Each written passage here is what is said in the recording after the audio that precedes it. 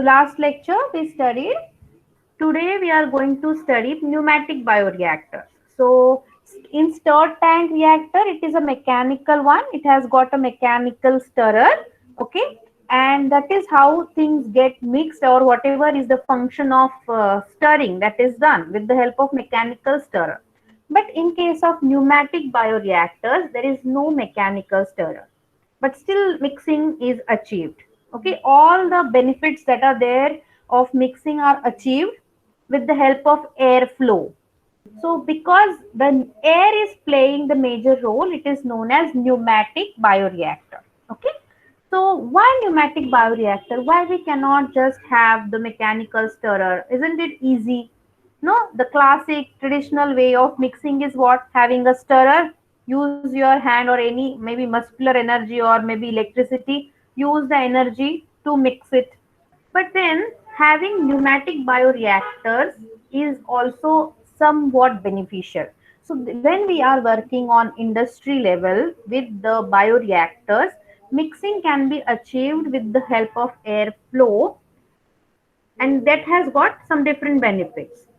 So why in case of pneumatic bioreactor there is no mechanical stirrer, and that is why there is one less point of entry for contamination, right? Because when you are having a mechanical stirrer, of course there has to be one entry, okay, through which the stirrer is going to go inside. So one less point of entry can be a lot of benefit, because see, as we saw in the last lecture, fewer the ports for entry, more is the efficiency. Now what else? Because the mechanical stirrer is not there and the pneumatic or the airflow is there, the even distribution of shear forces is achieved. Now what is shear forces? Any idea? So basically the shear forces are something which is maybe the result of friction or wear and tear, and there is some mechanical injury, right? So shear forces cause breakdown of the cells. So cell walls can get broken down, cell lysis can happen because of shear forces. Okay. Other than that, if there are shear forces, then these genetically modified microorganisms are more susceptible to lysis. So why is it so? Because they are already having a burden on them. These are prokaryotes carrying a eukaryotic gene. So they are already having a lot of load on their system. In this case, the proteins or the biomolecules which are used to make the cell wall are not produced in the enough amount, and cell wall of the genetically modified microorganism is more susceptible to lysis. It is weak. The cell wall is not very strong. Like those microorganisms which are without the foreign gene, they will have a strong cell wall. So even if there is a shear force, there are shear forces or there is mechanical force and there is chance of injury, they will not get injured. They will survive because they have strong cell wall. But genetically modified microorganisms have got weak cell wall, and hence they are more susceptible to lysis. And hence we have to take more care. So instead of using a mechanical stirrer, we can use something which is gentle on cells, and what can be more gentle than air. Yes. So therefore, for mixing, airflow is used. Now, if shear forces are more, it will also decrease the product. Okay, because see, if you are under stress, then your productivity decreases. Like I'm talking about humans. If I'm under a lot of stress, if something is continuously bothering me, I won't be able to concentrate on something. Of course, my productivity is going to decrease. Similarly, when cells, these microorganisms, they are under stress, mechanical stress, or the stress which is due to shear forces, they can't concentrate or they can focus on making protein. And what is our motto? To get more proteins from the microorganism.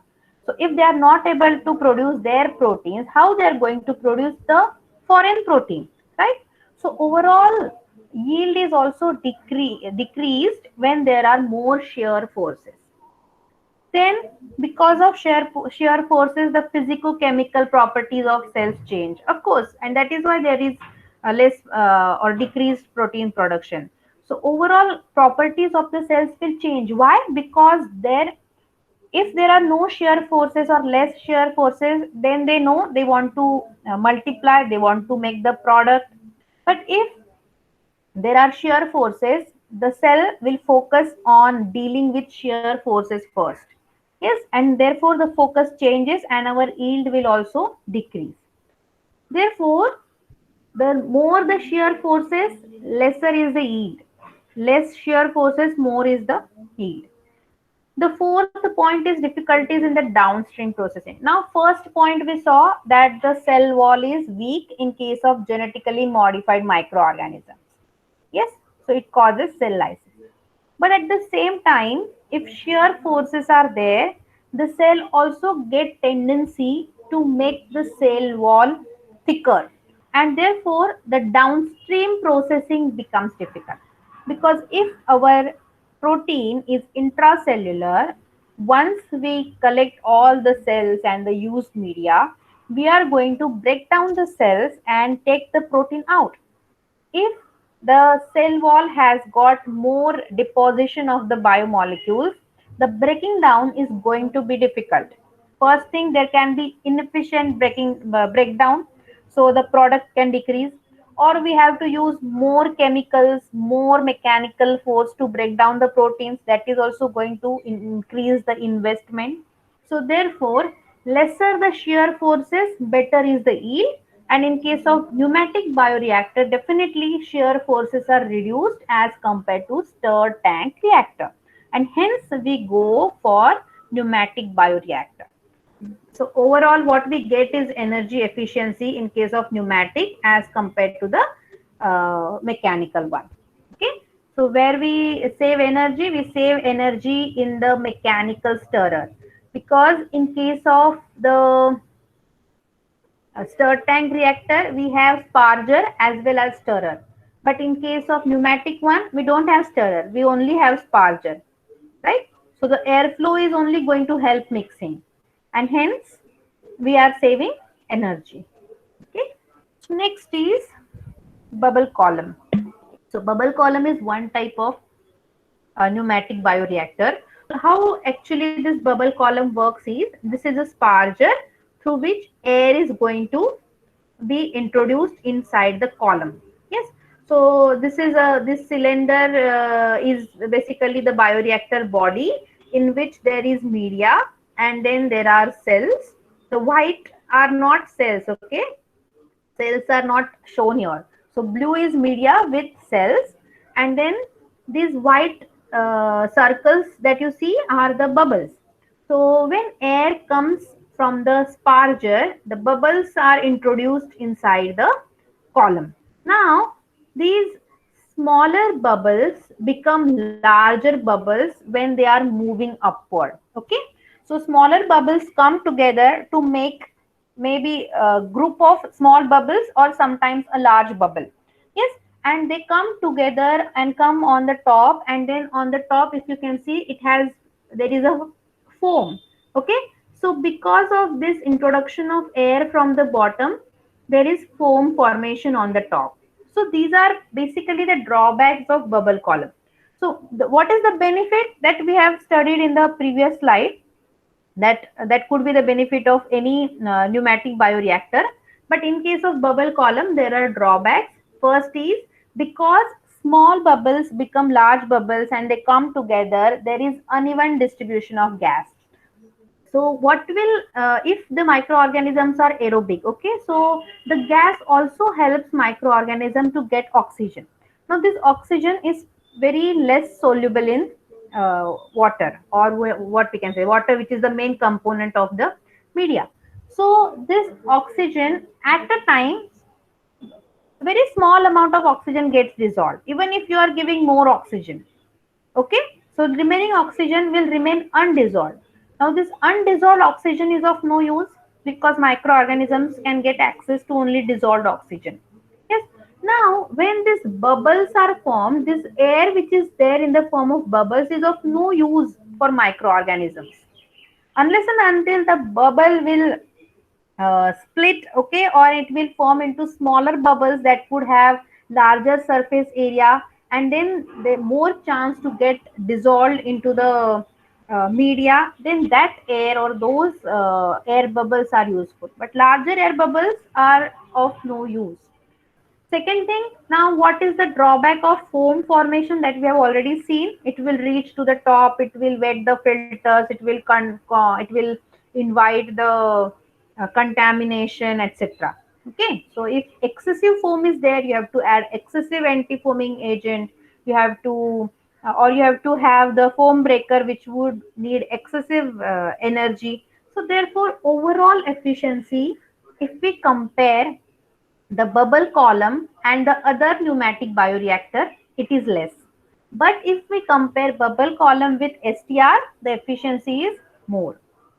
Okay, so next is airlift bioreactor. Now, airlift bioreactor is the best in terms of efficiency. Okay, why? Because they have got all the benefits of pneumatic bioreactor. At the same time, they do not have drawbacks of bubble column. Okay, now first we will see how exactly the airlift bioreactor works. So, if you see, this cylinder is a bioreactor body. Okay, and here at the bottom these three arrows are there. This is a sparger through which air is going to be introduced. Yes, I repeat, there is a cylinder. Okay, in the cylinder there are partitions. Because of partitions there is a central column formed, and in this column with pressure air is introduced from the bottom. Okay, now as air move up, why it moves up? Because it is with pressure. Yes. Yes, ma'am. Now as it moves up, it will mix with the media and it will make media lighter.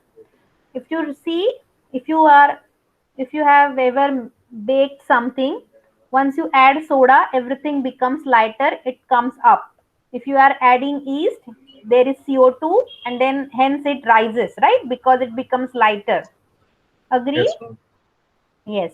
So because introduction of air is there in the media, media becomes lighter. It also comes up. Okay.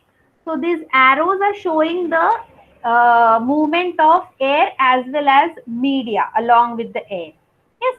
Now when this air and media together reach on the top here, there is some space over here. This space is known as separator.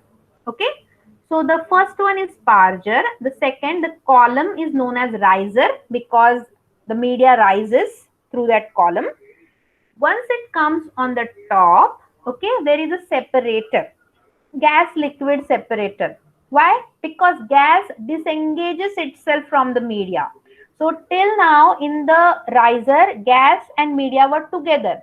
Now in this gas liquid separator, media will remain in the column, but gas will get released from the media.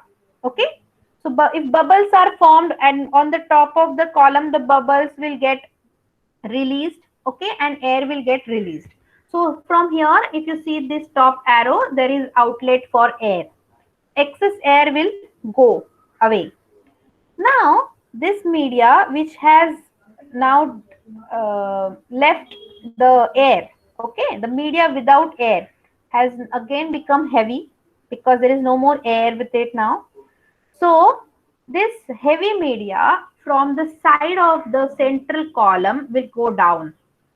Okay, and hence these sides, okay, the periphery of the column is known as downcomer, through which the media, heavy media, will come down. Yes, now heavy media has come down. Again there is a sparger, there is air coming through the sparger which is with pressure, it will mix with the media. Again media will become lighter, it will rise through the riser which is the central column, it will come on the top. Again air will get disengaged, media will become heavy, it will come down from the downcomer, and hence the process goes on. There is no stirrer here, there is no mechanical stirrer, there is only a partition, okay, which is making the central column, and there is a sparger which is helping the mixing. So this is internal loop reactor. Okay, again airlift also has got two types, internal loop reactor and external loop reactor. So there are two types of bioreactors, stirred tank reactor and pneumatic reactor. There are two types of pneumatic reactors. One is bubble column, other is airlift. There are two types of airlift reactors. One is internal loop, the other is external loop. Okay.